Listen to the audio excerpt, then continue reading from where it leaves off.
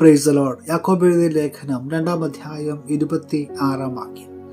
ആത്മാവില്ലാത്ത ശരീരം നിർജീവമായിരിക്കുന്നത് പോലെ പ്രവൃത്തിയില്ലാത്ത വിശ്വാസവും നിർജീവമാകുന്നു. അനുഗ്രഹിക്കപ്പെട്ട നല്ല ദിവസത്തിനായി നമുക്ക് സ്തോത്രം ചെയ്യാം. പക്ഷികൾക്ക് പറന്നുയരുവാൻ 2 ചിറകുകൾ ഉള്ളതുപോലെയാണ് മനുഷ്യർക്ക് തങ്ങളുടെ മുമ്പോട്ടുള്ള ജീവിതയാത്രയിൽ ആവശ്യമായ 2 ചിറകുകളാണ് പ്രാർത്ഥനയും പ്രവർത്തനവും. ഇത് രണ്ടും ഒരുപോലെ നമ്മുടെ ജീവിതത്തിൽ ആവശ്യമാണ്. ഒന്ന് മറ്റൊന്നിന് പകരം ഒരിക്കലും നിൽക്കുവാനായിട്ട് കഴിയുകയില്ല. പ്രിയമുള്ളവരെ, നമുക്ക് നമ്മുടെ ജീവിതത്തിൽ വെറും പ്രാർത്ഥനകൾ കൊണ്ട് ഒന്നും നേടുവാനായിട്ട് സാധ്യമല്ല. പിന്നെ എന്താണ് വേണ്ടുന്നത്?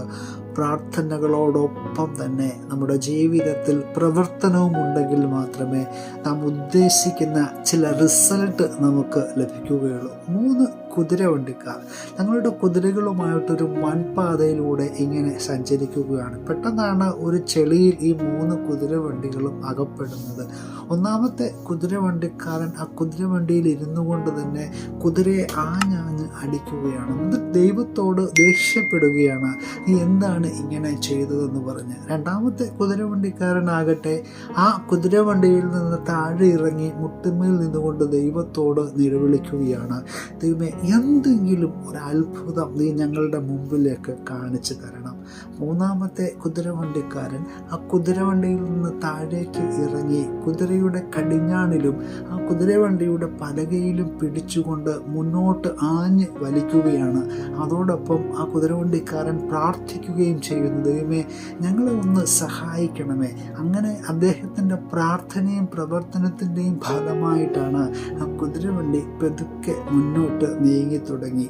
പ്രിയമുള്ളവരെ, പലപ്പോഴും നമ്മുടെ ജീവിതത്തിൽ ഇല്ലാത്തത് ഇത് തന്നെയാണ്. കുട്ടി പരീക്ഷയ്ക്ക് വേണ്ടി തയ്യാറെടുക്കുമ്പോൾ ഒന്നും പഠിക്കാതെ വെറുതെ പ്രാർത്ഥിച്ചിട്ട് പരീക്ഷ എഴുതുവാനായിട്ട് പോവുകയാണ്. അവനിങ്ങനെ പ്രാർത്ഥിക്കുകയാണ്, ദൈവമേ, ഞാൻ നിനക്ക് വേണ്ടി ഒരുപാട് കാര്യങ്ങൾ ചെയ്യുന്നുണ്ട്, അപ്പോൾ നീ എനിക്ക് വേണ്ടി ഈ പരീക്ഷയിൽ എഴുതുവാനുള്ള ബുദ്ധി തരണം. അതെങ്ങനെയാണ് സാധിക്കുക? പ്രിയമുള്ളവരെ, ആ പരീക്ഷയിൽ എഴുതുവാനായിട്ട് പോകുമ്പോൾ പഠിക്കുന്നതിനോടൊപ്പം തന്നെ പ്രാർത്ഥനയും ഉണ്ടെങ്കിൽ മാത്രമേ അവിടെ ദൈവം നമുക്കത് ആവശ്യമായ ഓർമ്മയും ബുദ്ധിയും ശക്തി ജ്ഞാനവും അറിവും ഒക്കെ നമുക്ക് നൽകുകയുള്ളൂ. ഒരു കൃഷിക്കാരനെ സംബന്ധിച്ചിടത്തോളം അവൻ കൃഷി ഇറക്കിയതിനു ശേഷം തൻ്റെ ഭവനത്തിലേക്ക് വന്ന് പ്രാർത്ഥിക്കുകയാണ്, നല്ല വിളവ് തരണമേ എന്ന്. അങ്ങനെ പ്രാർത്ഥിച്ചാൽ അവനൊരു നല്ല വിളവ് ലഭിക്കുമോ? ഒരിക്കലുമില്ല.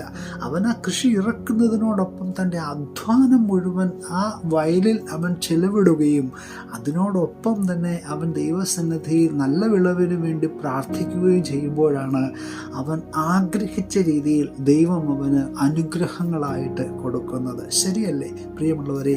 ഇതുപോലെ തന്നെയാണ് ഈ അനുഭവങ്ങളിലൂടെ ഒക്കെ നമ്മളോട് വിളിച്ചു പറയുന്നത് എന്താണ്?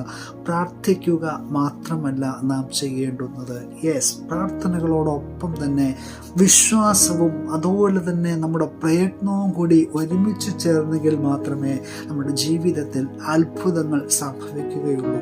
അതുകൊണ്ട് വിശ്വാസം അത് തെളിയിക്കണമെങ്കിൽ പ്രാർത്ഥനയും പ്രവർത്തനവും നമുക്ക് ആവശ്യമാണ്. അങ്ങനെ വചനത്തിന് അധിഷ്ഠിതമായിട്ട് നമ്മുടെ ജീവിതത്തെ ക്രമപ്പെടുത്താം. പുതിയ ദിനം അനുഗ്രഹത്തിൻ്റെ, നന്മയുടെ നല്ല ദിനമായി തീരട്ടെ എന്ന് പ്രാർത്ഥിക്കുകയാണ്. Have A blessed day.